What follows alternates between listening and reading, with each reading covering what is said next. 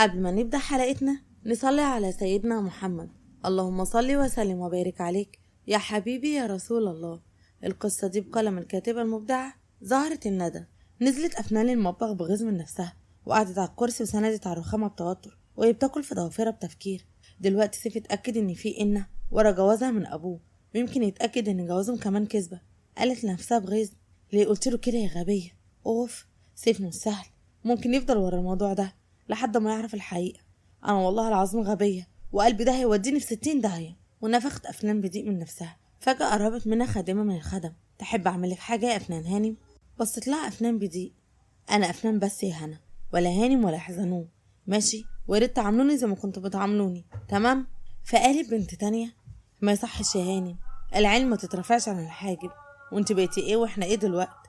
أفنان بغيظ: على فكرة كلنا واحد، بني ادمين ومفيش حد فوق وحد تاني تحت، ويا ريت تسمعوا الكلام بقى من غير الحركات بتاعتكم دي. دخلت مدام عنايات وقلب حده للبنات: روحوا يا بنات انتم شوفوا شغلكم، وانا اشوف افنان هانم اذا كانت عاوزه حاجه. او ما البنات باحترام لمدام عنايات وخرجوا من المطبخ. فقالت افنان بحزن: حتى انت بتقولي هانم يا مدام عنايات؟ اما انا ما كنتش عارفه الموضوع من اوله. حتى لو اعرف يا افنان، بس الدور اللي انت بتلعبيه دلوقتي صعب ولازم تاخدي عليه عشان محدش فيهم يشك فيكي. وبعدين انت اللي زعلانه، انت جدعه يا افنان انك لعبتي اللعبه دي عشان تفوقيهم لحالهم. صدقيني لو كنت مشيتي وسبتيهم كان الوضع هيكون أسوأ، لأن الأربعة دول ما كانوش هيسيبوكي في حالك، وكل واحد منهم عنده ناس مهمين في البلد، وأي مكان كنت هتروحيه كان هيكونوا عارفين بيه وكانوا هيجولك، والوضع كل مدى هيكون صعب. أنا اللي مربية الأربعة دول معاهم من هم عيال صغيرين وحافظاهم زي اسمه، وكويس أوي إن عاصم بيه عمل كده علشان يفوقهم لحالهم يا بنتي. وبعدين مسكت ايديها وطبطبت عليها: عارفة انك مضغوطة دلوقتي وانهم صعبين معاكي في التعامل والنظرات، بس معلش اتحملي شوية كمان عشان خاطر عاصم بيه وعشان تحميهم من نفسهم، واهم حاجة عشان تحمي حالك من جنانهم اللي كان هيأذيكي قبل ما يأذيهم. افنان بتنهيد عميق: معاكي حق يا مدام عنايات، بس انا مخنوقة قوي ومش مستحملة نظراتهم ولومهم ليا طول الوقت. طبطبت مدام عنايات بتيبة على ظهرها: معلش يا قلبي، عارفة انك تعبتي، لكن كله يهون والله. وبعدين كملت بحنان: وانت بجد كبرتي في نظري لما قبلت تدخلي في اللعبة دي عشانهم يا فنون. ودلوقتي بقى يا ستي هعمل لك بايديا قالب كيك من اللي انت بتحبيه يا افنان. يلا هدلعك شويه الايام دي لانك كنت مطلعه عينك شويه صغيرين ايام ما كنت بتخدمي. افنان بنص عين: شويه صغيرين يا مفتريه برضو؟ ده انت كنتي ولا بلاش، هخلي قلب ابيض طالما تعملي لي كيك. مدام عنيات بمرح: استغلال صريح. افنان بضحك: وفضلت افنان تضحك هي ومدام عنايات وهي بتجهز مقادير الكيك. فسكتت افنان فجأة لما دخل امير المطبخ. حاول امير ما يبصش لافنان باختناق: اعملي لي كوبايه قهوه وبعتها لي على المرسم مدام عنايات، انا النهارده اشتغل في المرسم. حاضر يا امير بيه. وسابهم امير وخرج من غير ما يبص لافنان. فضلت افنان باصه للفراغ بتفكير، وقررت انها تروح هي تدي الامير القهوه لسبب معين في راسها. وفعلا اخدت القهوه وراحت لامير وخبطت على باب المرسم. فقال امير وهو بيلف بالكرسي اللي قاعد عليه: ادخلي يا مدام. انت ايه اللي جابك هنا؟ انا طلبتها من مدام عنايات على فكره. دخلت افنان وحطتها على الطاوله بتوتر: عارفه، بس كنت حابه اتكلم معاك شويه. امير بحده: انت مالكيش كلام معايا، ويا ريت تبعدي عن وشي لان مش طايقك. انت مش عارفه بسبب اللي انت عملتيه ده انا عملت ايه وخسرت ايه. كان امير بيتكلم بغضب وبيفتكر كيان وخسران وليها بسبب اللي عمله، وغضب من قلبه اللي مازال يعشق افنان ومش عارف يسيطر على مشاعره دي. قالت افنان بحزن: انا عارفه اني غلطت لما اتجوزت ابوك، بس انا ما عملتش حاجه غلط يا امير، ولا عملت كده طمع او اخد مكانه والدتك في قلب ابوك. وقف امير قدامها بغضب وقال: ولا هتقدري تاخدي مكانها، انت فاهمه؟ انت متعرفش بابا كان بيحب ماما قد ايه، ومهما حاولت عمرك ما هتكوني زيها. ابتسمت افنان بحنين: وانا مش عاوز اخد مكانها يا امير، والدتك مكانتها عاليه قوي هنا وفي قلب الكل، وانا ولا حاجه ولا قارن اصلا نفسي بيها بست عظيمه زي مامتك يا امير. بص، انا مش جايه نتخانق او نفتح في اي كلام يزعل حد يا امير، انا بس كنت حابه نكون اصحاب ومش عشان اي حاجه من اللي بتدور في عقلك.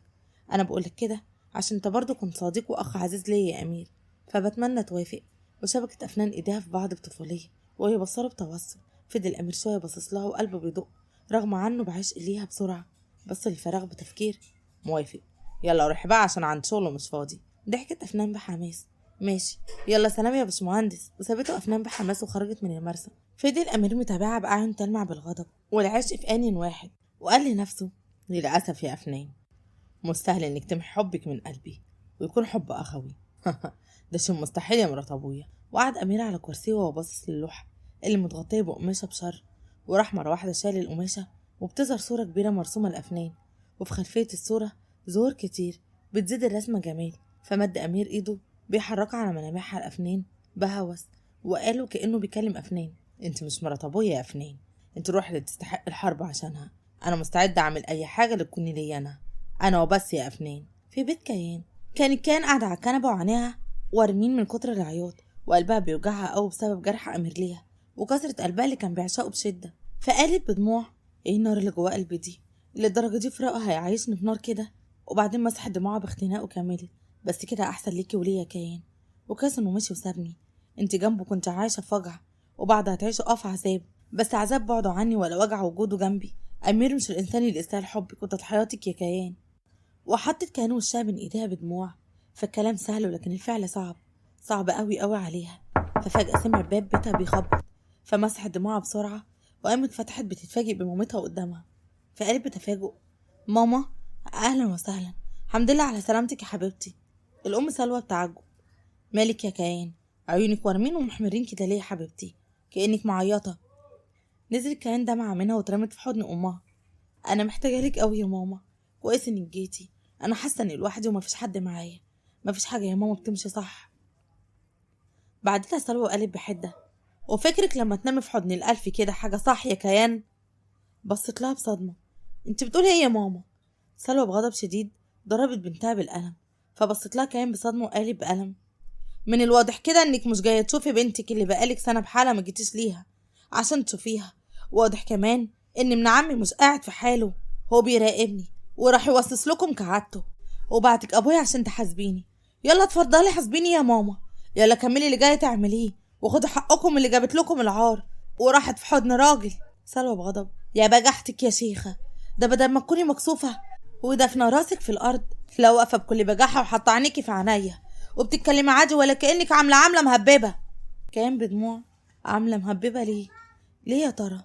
واللي انتوا عملتوه فيا مش عامله مهببه؟ ورميتكم ليا مش عامله مهببه؟ وظلمكم ليا مش عامله مهببه يا ماما؟ سلوى بحده: واحنا عملنا فيكي ايه يا بنتي؟ بس احنا سترناكي وجوزناكي لابن عمك اللي كان عامل العجب عشان يرضيكي، وانت معلقه قلبك وعقلك مع ابن الالفي اللي مش معبرك وكل مدى بيكسر فيكي يا عبيطه، وانت مكمله معاه عادي. وبيعي نفسك وكمان توصلي بانك ترمي نفسك في حضن واحد حيوان زي ده يا كيان، او عمل عملته وسابك ومشي. فكرك اللي زي ده هيفوق لحاله ويتجوزك ويصلح غلطته؟ تبقي بتحلمي يا بنت باطني.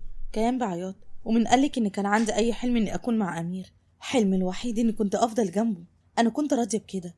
لكن والله يا ماما اللي حصل ده حصل واحنا مش في وعينا، ويمكن اللي حصل ده حصل عشان افوق بقى النفس وناس، لاني تعبت والله تعبت يا ماما وقلبي بيوجعني قوي. نزلت دموع سلوى على دموع بنتها واخدتها في حضنها: حرام عليكي، حرام عليكي نفسك يا كيان. انا عارفه ان انا وابوك غلطنا لما جوزناكي لابن عمك، واحنا عارفين ان انتي مش بتحبيه، بس والله يا بنتي لو كنا نعرف انه هيعمل فيكي كده ويخونك ما كناش جوزناهولك يا بنتي. وانت عارفه اننا ما رميناكيش يا كيان، انت اللي جيتي هنا برضاكي عشان شغلك وعشانه. كيان بدموع مسكت في هدوم امها: خلاص يا ماما، ما بقاش في حاجه اقعد عشانها بعد دلوقتي. انا بجد تعبت قوي وعاوزه ارجع معاكي، ما بقتش عاوزه اقعد هنا، انا قررت ارجع معاكي البلد يا ماما. سلوى بفرحه: بجد يا ريتني كنت جيت من بدري عشان اسمع الخبر الجميل ده.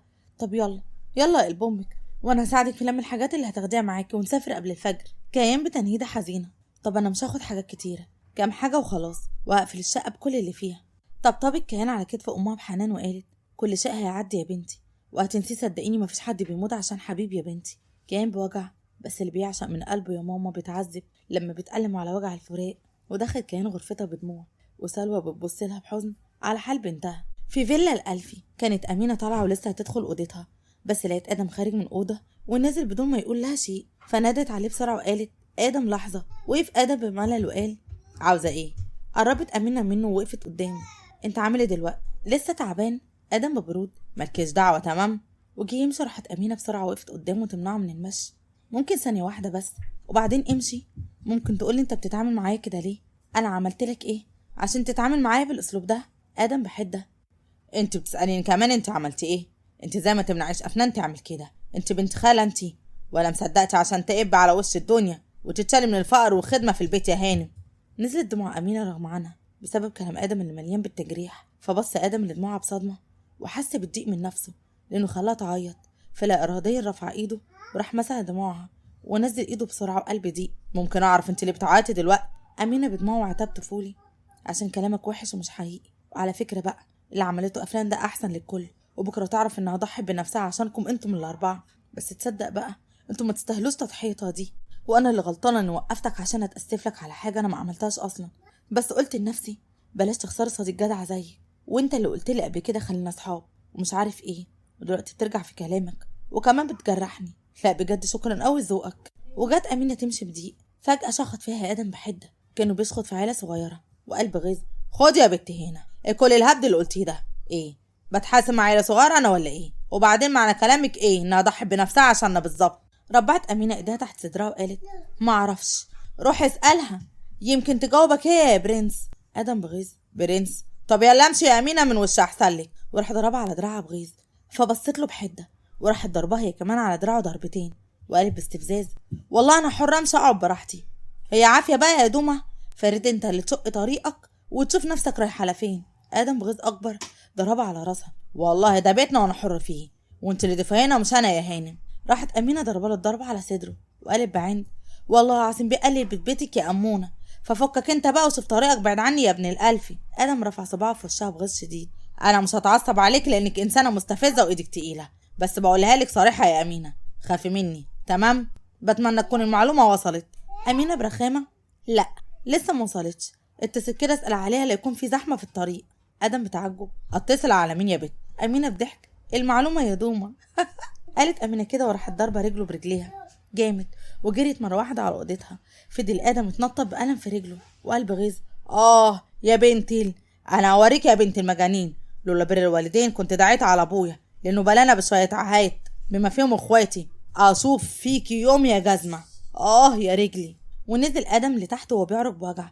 فضلت امينه تضحك في اوضتها جامد على منظره وعلى كلامه. تستاهل يا ابن الالفي، انتم رجاله كده ما تجوز غير بالعين الحمراء. وخرجت الفراندا لتستفز ووقفت حاطه ايدها على خدها وهي مبتسمه باستفزاز.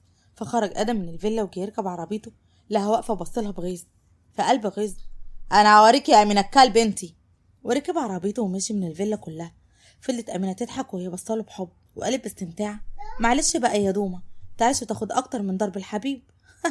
بس خليك عارف يا ابن الالفي انه مش هتنازل عن حبي ليك، وطالما قادر اني اجي في الفيلا دي بالذات اشتغل فيها وعشقك انت بالذات، فانت اكيد قدر ونصيبي من الدنيا يا ادم. فانا عاوز اعمل اي حاجه عشان تكون ليا، عشان لو في يوم مشيت اكون مرتاحه شويه واصبر نفسي واقول انت عملت يا امينه عشان حبك بس ما لقيتيش، فبطلت حاولي. الله تعرف انا بحبك قد ايه يا ادم. يا دنيا. على رأي حبيبه قلبي بوسي قالتها والله، ومن وقتها وهي بتلف. ودخلت امينه الاوضه وهي بترقص وبتغني الاغنيه بضحك على كل اللي بيحصل. لفي بينا يا دنيا مرجحينا يا دنيا، هاتينا يمين شويه هاتينا شمال شويه، ودينا عايشين يا دنيا. انا شكلي اتهبلت ولا ايه؟ افنان من عند باب الغرفه. بص المعلومه دي معروفه من زمان بس كنا خايفين عليكي من الصدمه، بس كويس انك اكتشفتيها لوحدك. امينه برفت حاجب انت واقفه عندك من امتى يا اختي؟ افنان بضحك من اول اللي في بينا يا دنيا. في ايه يا هبله مالك عماله تغني للدنيا؟ امينه بضحك قلت اغني للدنيا شويه يمكن ترضى علينا. ضحكت افنان والله يا بنتي حتى لو رقصت لها ما هترضى، اسكتي سيبيها وهي عماله تجيب وتودي لحد ما تلاقيها رزعانه في اقرب حيطه في اقرب وقت ان شاء الله. وفضلوا يضحكوا. امينه بضحك يا بنتي يا مؤمنه. حطت افنان ايدها على صدرها وقالت بضحك طول عمري يا اختي. يلا خدي يا لمضه. مدام عنيات ردت عني واللي عملت لي كيكه، فقلت ادوق الفيلا كلها لا يجي لي تسمم ولا حاجه. امينه بضحك وصدمه في ان واحد. لا اله الا الله، انت قلت مين اللي عملت لك الكيكه يا بنتي؟ مدام عنايات. الله، هي ما قامت ولا ايه يا جدعان؟ طب اتاكدي يا بنتي انها مدام عنايات ولا ليها توأم الخبيثه دي ومش معرفانا. ضحكت افنان بشده. لا هي يا بت، انا معلماها بالنضاره بتاعتها. وضربت افنان كفها بكف امينه وهما بيضحكوا بشده على حظهم. وبكده تكون خلصت حلقتنا، واستنوني في حلقه جديده باحداث جديده. وما تنسوش اللايك للحلقه والاشتراك في القناه وتفعيل زر الاشعارات عشان يوصلكم اشعار بكل حلقه جديده بنزلها. والسلام عليكم ورحمه الله وبركاته.